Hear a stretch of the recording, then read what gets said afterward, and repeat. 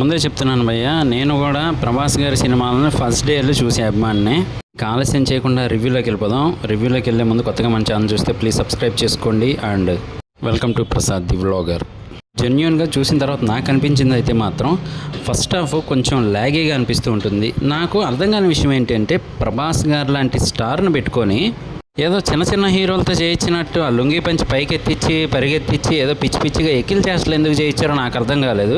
కానీ ఆయన యాక్షన్ కట్అవుట్కి ఆ ఫైట్స్ కానీ, లేదు అంటే కనుక ఆ సంజయ్ దత్ గారు ఇంట్లోకి వెళ్ళిన తర్వాత ఉండే సీన్స్ కానీ నెక్స్ట్ లెవెల్లో అనిపించాయి నాకు.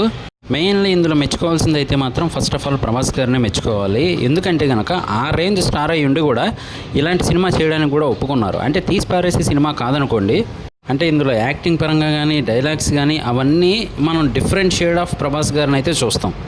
అందులోనూ ఒకానొక సిచ్యువేషన్లో అయితే ఆయనలోని నవరసాలను పండించాల్సిన సీన్ అయితే ఉంటుందన్నమాట.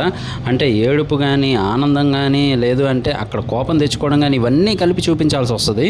ఆ సీన్ మాత్రం నాకు చాలా బాగా నచ్చింది. ప్రభాస్ గారి యాక్టింగ్ అయితే మాత్రం అందరూ అంటూ ఉంటారు కదా ప్రభాస్ గారు యాక్షన్ కట్అవుట్ అని, దానికి డిఫరెంట్గా అయితే ఇందులో చూపిస్తారు. మనకి క్లైమాక్స్ కూడా కాదు కానీ ప్రీ క్లైమాక్స్ అయితే మాత్రం మనకు నిజంగా గూస్ బంప్స్ వస్తాయి అన్నమాట. ఒక డివోషనల్ ఫీలింగ్, డివైన్ ఫీలింగ్ అయితే మనకు కలుగుతుంది చూస్తున్నంతసేపు కూడా. ఇంకా హీరోయిన్స్ విషయానికి వస్తే మాత్రం మరీ అంత ఇంపార్టెన్స్ ఉన్నట్టయితే ఏం ఉండదు.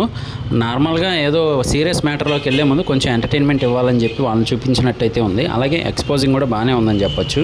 అంతేకాకుండా ఇందులో ఒక ట్విస్ట్ ఏంటి అంటే, ప్రభాస్ గారు ఏదైతే ఆ రాజు గెటప్లో ఉన్నారో అదైతే ఈ మూవీలో లేదు. ఇది స్పాయిలరు కాదు, ఏది కాదు.